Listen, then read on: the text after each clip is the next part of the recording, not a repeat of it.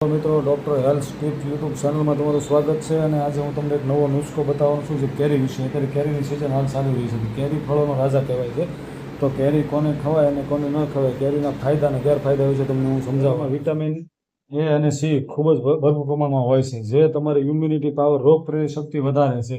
અને કેરીમાં ફાઇબરસ પણ વધારે છે. કબજિયાત માટે ખાસ પક્ષી દવા છે. જે કબજિયાત જેને રહેતો તેના માટે કેરી ખૂબ જ ઉપયોગી છે. અને તમારી ચયાપચય પદ્ધતિ છે કે પાચન ક્રિયા છે પણ તે વધારે છે. જેમાં પાચક રસો કેરીમાં પણ એન્ઝાઇમ ઘણા બધા વધારે હોય છે. તમને પાચન શક્તિ તમારી પણ મજબૂત. કેરીમાં રહેલું વિટામિન એ અને બીટા કેરોટીન જે ખૂબ જ તમારી આંખોના તેજ માટે મહત્વનું છે અને આંખોનું તેજ પણ વધારે છે. કેરીમાં રહેલું એન્ટીઓક્સિડન્ટ જે છે તમારી ત્વચાને પણ તેજસ્વી બનાવે છે. અને જે કરસલીઓ પડેલી હોય છે તમારી ત્વચા પર તે પણ દૂર કરે છે. એમાં રહેલું પેક્ટિન અને ફાઇબર જે ખરાબ કોલેસ્ટ્રોલના સ્તરને ઘટાડવામાં પણ મદદરૂપ કરે. જે લોકોને ઓછું વજન હોય છે તેના માટે કેરી ખૂબ જ વરદાનરૂપ છે. કેરીમાં કેલરી અને કાર્બોહાઈડ્રેટ્સ વધારે પ્રમાણમાં હોય છે, જે તમારી તંદુરસ્તી અને વજન પણ વધારે છે.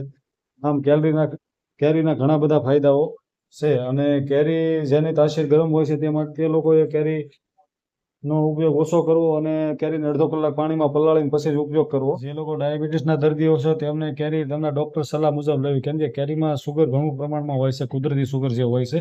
તો તેમને તેમના ડૉક્ટરની સલાહ મુજબ જ કેરીનો ઉપયોગ કરવો.